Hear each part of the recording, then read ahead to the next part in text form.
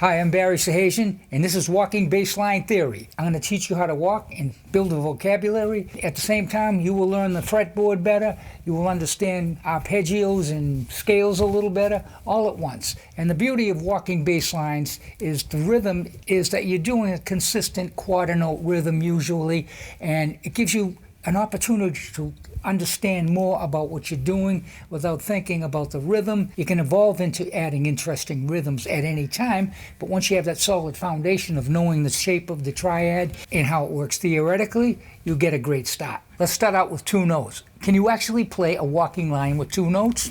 Let's see.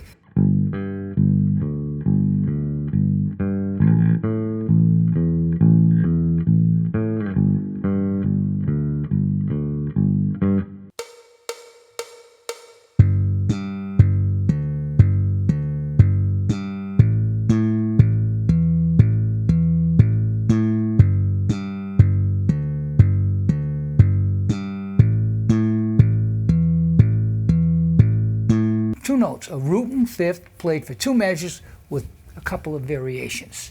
And you can't get any more solid than a root and fifth on any chord. Let's try another one.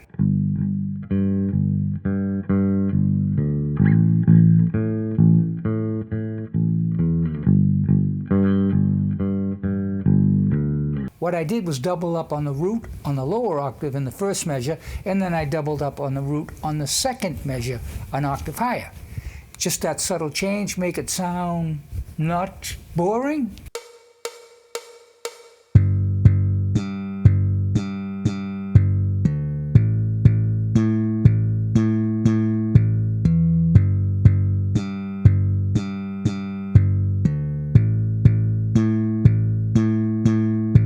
Let's take a root, third, and fifth line, make a slight alteration to it, and then include it on a 1-4-5 progression. So we have 1, 3, 5, 3. Let's change the order of the notes. 1, 5, 3, 5. Put them together. The next thing I do is put it into a 1-4-5 progression, and I'm going to alternate the order from 1-3-5-3 to 1-5-3-5 through the progression, and watch how unique it makes it sound.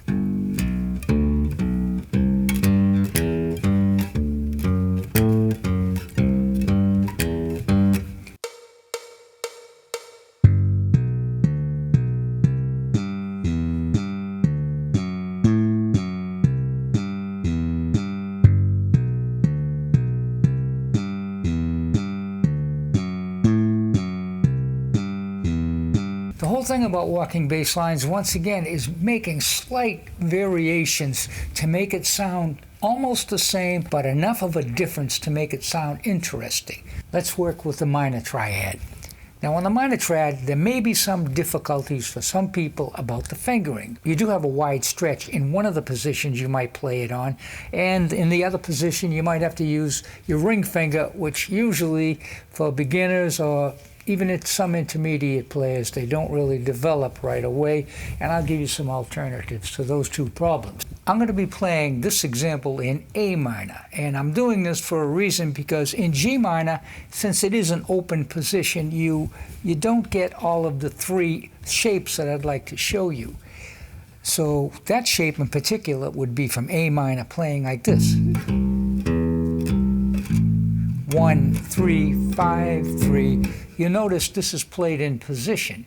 There are two other common shapes that you might encounter when playing this minor chord, and that would be playing it with the stretch.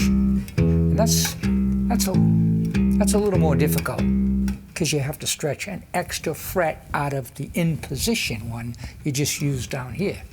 And then you have this one, which involves the problem with the ring finger. That's the way I play it. Let me show you some shortcuts so you can get away from using your ring finger on this shape. You play the root there, and then you move up to here, and you play with your middle finger and then your index finger. You're only using two fingers.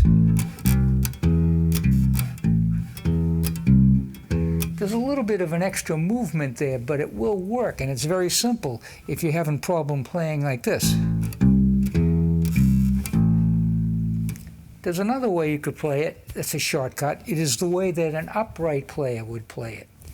Like this. They'd play one, and then they'd play the baby finger, and then their second finger. And I think they do this because they use, they have to be aware of where they are on the neck, since it is fretless, and they need to be in tune, and this kind of falls easily in the spot where you would play it in tune. So all in all, we'll go back to this position, which is the easiest one because it is in a position.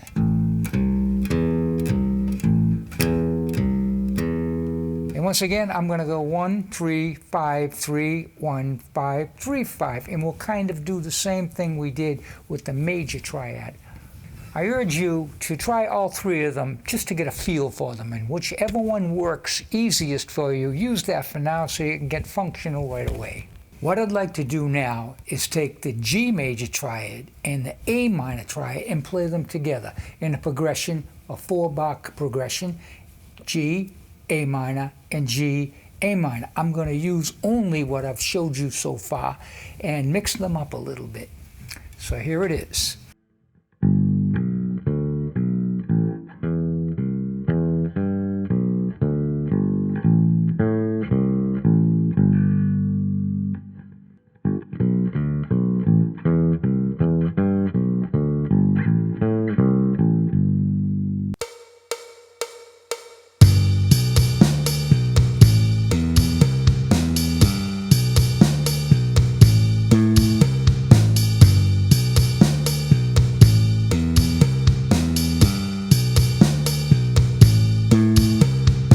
I'd like to break that last example down and show you how very simple it is, even though it doesn't sound that simple. I read this book one time called The Creative Process, and they said something very profound that I have never forgot. And they said complex is compound simplicity. I think this is a perfect example of that. Anyway, we start with the G triad. So you have 1, 3, 5, 3, and that's straight ahead. We already covered that.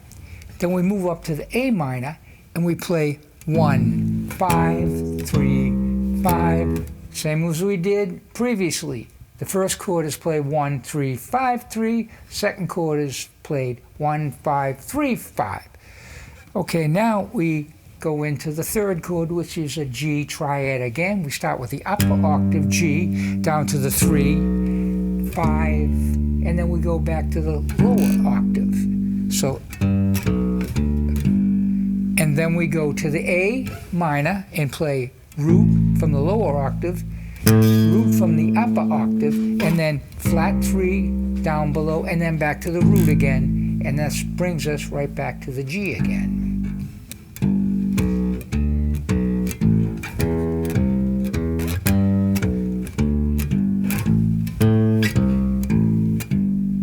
This is the last example. I'm going to use just a minimal of just the chord tones and triads. We'll move on to some more complicated stuff on the next video, which will include passing tones and sevenths and ninths and the whole 9 yards, a little bit at a time.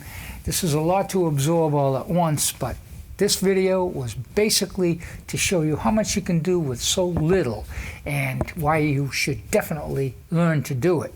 So here we go.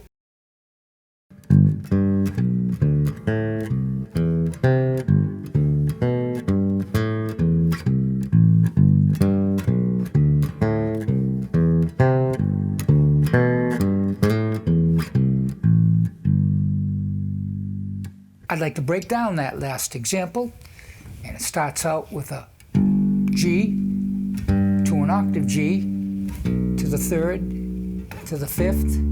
Then we move on to the A minor chord, starting on the second fret of the G string, root, flat 3, 5, and that will be a 10th, which is simply an octave plus a third. Then back down to the G, 5th, 3rd or 10th, root, to the A minor again, with an A starting from the 7th fret on the D string, fifth on the 7th fret of the A string, third on the 3rd fret of the A string, the root, and we're done.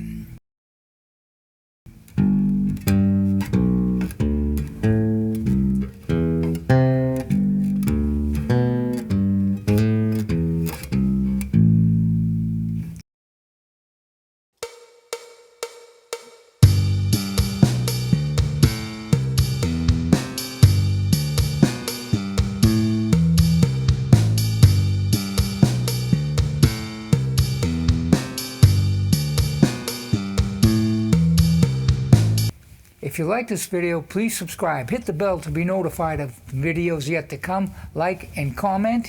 And you can download all the study materials for this on my Patreon page, a link in the description below. Thank you for coming. Hope to see you again.